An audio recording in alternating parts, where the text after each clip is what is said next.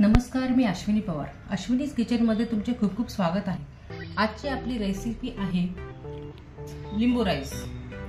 तर त्यासाठी लागणारे साहित्य हे 1.5 ग्लास इंद्रायणी तांदूळ मी 2 ते 3 पाण्याने स्वच्छ धुवून पाणी काढून निथळून घेतलेले आहे. ही भिजवलेली हरभरा डाळ आहे, ही साधारण 4 चमचे आहे. ती मी भिजवलेली आहे अर्धा तास. हे शेंगदाणे 2 चमचे आहेत, हे देखील मी भिजवलेले आहेत. हे एक मिरची, त्याचे असे 4 काप करून घेतलेले आहेत. कढीपत्ता, एक अख्खा मोठा लिंबू, त्याचा रस काढून घेतलेला आहे. आणि ही उडीद डाळ 1 चमचा, जिरे अर्धा चमचा, मोहरी अर्धा चमचा, चवीनुसार मीठ, हळद आणि हिंग पावडर, आले लसूण पेस्ट.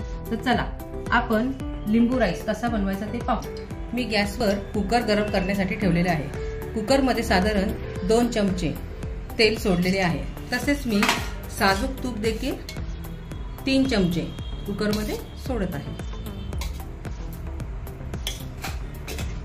आपले तेल आणि तूप चांगले गरम झालेले आहे. त्यात मी हे जिरे, मोहरी, हळद, हिंग, मीठ सर्व साहित्य सोडत आहे. कढीपत्ता आणि मिरची देखील सोडत आहे. आता यात मी ही उडीद डाळ देखील सोडत आहे. तेलामध्ये याला चांगली तळून घ्यायची.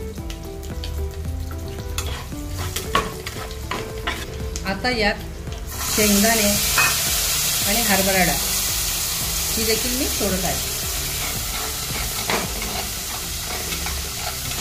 आता यात आले लसूण पेस्ट मी सोडत आहे. आता यात मी हे तांदूळ सोडतो.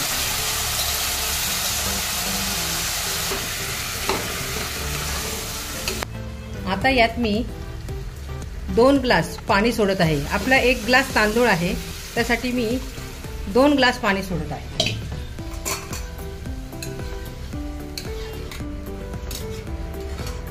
आणि सर्वात शेवटी आपल्याला लिंबू रस आहे ना, हा सोडायचा आहे. यामुळे आपल्या भाताला एकदम छान चव येते. त्या बिया टाकायच्या नाहीत.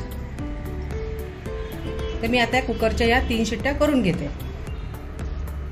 हे पहा, आपला लिंबू राईस खाण्यासाठी तयार आहे. मी तुम्हाला डिश सर्व करून दाखवते. अशा प्रकारे हा लिंबू राईस खाण्यासाठी तयार आहे. लाईक करा, शेअर करा आणि सबस्क्राईब करा. थँक्यू.